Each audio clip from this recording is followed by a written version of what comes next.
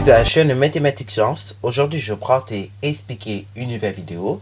Cette vidéo donc en sciences de la vie de la Terre sur le thème numéro 2, le vivant et son évolution. Et plus précisément, une vidéo dans laquelle nous allons voir d'une part la production et comment on peut stocker donc toute la matière organique chez les végétaux. Et après donc nous allons voir le transport de la matière chez les végétaux toujours. Ok, voilà. Donc là, justement, ce petit chapitre là qu'on va démarrer en SVT, donc sur tout ce qui est utilisation et transport des éléments nutritifs, ok, va nous permettre après par la suite de voir le cas chez l'être humain, ok. Donc là, on va pouvoir en parler notamment de tout ce qui est système circulatoire chez l'homme, ok, voilà, et ainsi de suite.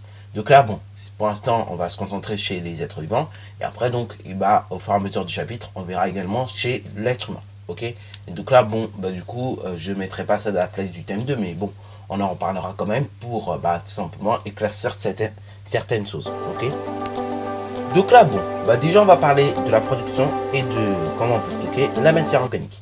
Alors bon, vous savez ça depuis la 5e normalement, mais bon, quand même, je préfère vous le rappeler de moi-même aussi, que justement, la matière, en présence de lumière, elles font ce qu'on appelle la photosynthèse. En gros, elles prélèvent du dioxyde de carbone et rejette donc tout simplement rejette donc du dioxygène. Ok, voilà. Et donc également en plus de prélever du dioxyde de carbone, ils vont prélever de l'eau. Ok, et donc là, dioxyde de carbone plus eau, ça a donné naissance à une matière organique, donc ça va produire de la matière organique. Et donc du coup tout ça, c'est ça qu'on appelle la photosynthèse. Ok, donc je résume, la photosynthèse, c'est le fait de prélever du dioxyde de carbone et de l'eau afin de fabriquer de la matière organique, et donc on rejette à ce moment là aussi du dioxygène. Ok, alors là, ça c'est pour la photosynthèse. Par contre, en revanche, les végétaux ils respirent également. Ok, et donc quand elles respirent un peu comme nous, c'est-à-dire elles prélèvent du dioxygène et elles rejettent du dioxyde de carbone. Juste petit problème, et c'est là où il ne faut pas confondre, c'est que justement, au niveau nutrition, les végétaux, qu'est-ce qu'ils vont faire? Ils vont tout simplement, en gros, prélever du dioxyde de carbone, ok. En gros, elles vont manger du dioxyde de carbone, c'est ça qui se passe à la photosynthèse, voilà.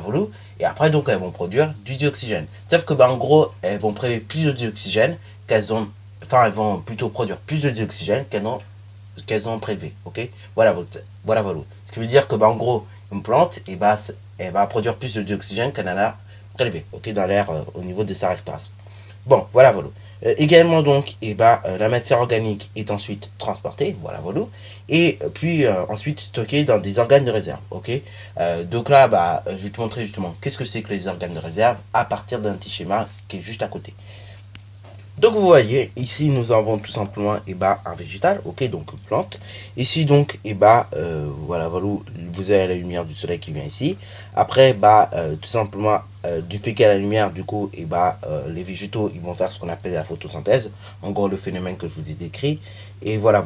Bon, et donc les organes de réserve, donc, c'est tout simplement ici, ok.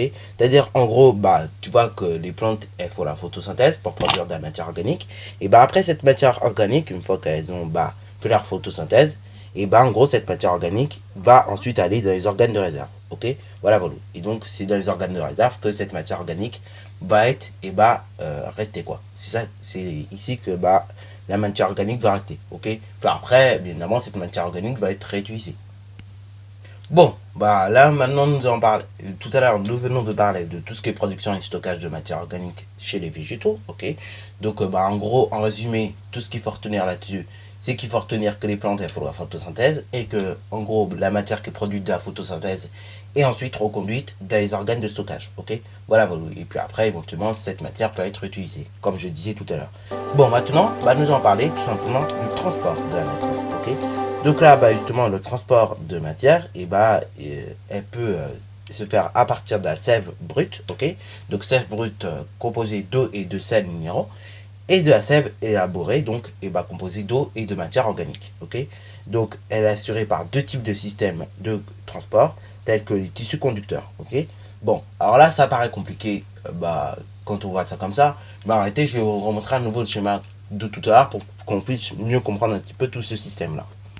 Bon, du coup, voilà, comme je vous disais, je vais vous remontrer un nouveau schéma que nous avons vu tout à l'heure, qui nous a déjà fait comprendre un petit peu la photosynthèse.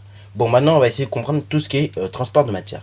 Donc, on a dit qu'en gros, le transport de la sève brute, donc sève composée d'eau et de sels minéraux, et également de la sève élaborée eau plus matière organique, et peut être assurée par tout simplement deux types de systèmes de transport, tels que les tissus conducteurs. Donc en gros, vous voyez que justement, on a à partir de la photosynthèse, comme je disais, on a produit de la matière organique. Donc après, cette matière organique, telle que la sève brute et la sève élaborée, après va être transportée tout simplement par les tissus conducteurs. Les tissus conducteurs, ce sont des tissus qui sont dans la plante, ok. Et donc, ils vont être conduits dans diverses directions, ok. Ils peuvent être conduits vers la plante, ok, ou bien ils peuvent être également conduits, comme on peut le voir sur le schéma, vers la réserve, ok. Voilà. Donc vous voyez que mine de rien, une plante, ça fait pas juste dire bonjour, au revoir, ça a quand même un mécanisme assez compliqué. Enfin, assez compliqué, assez simple, mais qu'il faut bien comprendre, ok. Voilà. Bon, en gros, tout ce qu'il faut retenir là-dessus, donc, sur la production, le stockage et donc, le transport de la matière, il faut retenir en gros, qu'est-ce que c'est que la photosynthèse, et donc qu'est-ce que ça produit, et après, il faut également retenir que, justement, la sève brute et la sève élaborée, justement, leur transport, il va se faire à partir des tissus conducteurs, ok. Voilà. Donc les tissus conducteurs, pour la sève brute et la sève élaborée, ne sont pas forcément dans la même direction, ok. La sève brute, ne va pas aller forcément dans la même direction que la sève élaborée, ok. Voilà. Bon, sur ce donc, c'est déjà la fin de cette vidéo. Si tu as bien aimé, n'hésite surtout pas à liker, à commenter, et bonne réussite à toi en mathématiques et en sciences.